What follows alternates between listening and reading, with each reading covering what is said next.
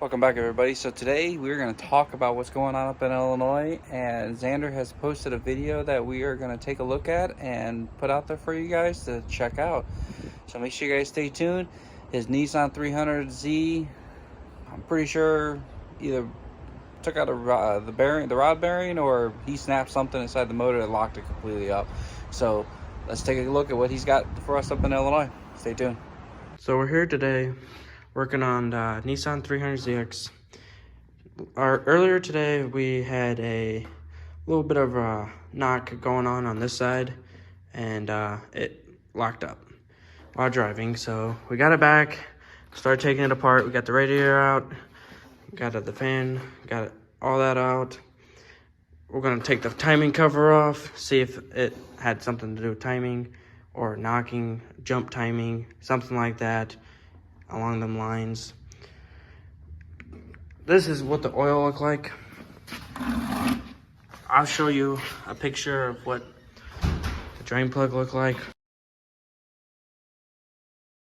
when I pulled it. And there's a bunch of metal in it.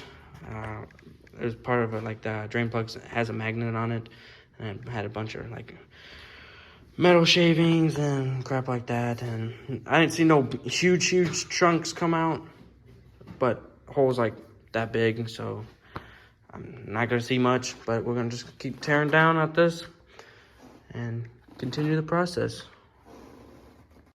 So we got this cover off. The belt doesn't look too shabby, doesn't look that bad. And we got the thermostat out, got all the most of the coolant drained out into that pan. And we started pulling the harnesses up here and the coil packs. And then we started pulling the fuel injector harness. And I'm gonna start pulling all this off, pull the intake that connects the two intakes together. I can start pulling these hoses off, fuel line that leads to that. Probably gonna end up just taking all this out so it's out of the way, and then finish pulling all these out of the way, and then on the other side, and get it pretty much prepped to pull the engine, because I honestly we're probably gonna have to pull it anyways, because I can't get the oil pan down without lifting the motor or taking the whole underneath, all of it off, and then probably just swap it or something, or rebuild it. But I'm thinking we should put an LS in it and go about our day. All right, so we finally got the intake off, which was not that fun. There's so many plugs, hoses. Half these hoses are dry rotted, so I kind of just start cutting them, because I'm gonna replace them anyways if I end up keeping this motor or buying a new one or something like that. But finally got it off. There is some metal shavings in there. I don't know if you can see that. Let's get the focus. There we go. And that one. And I think there might be more back here.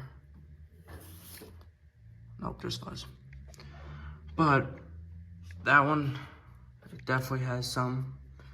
And I think this one has a little bit, but probably gonna pull a valve cover and see what it looks like underneath, and then go from there, I guess, because that's all we can do at the moment.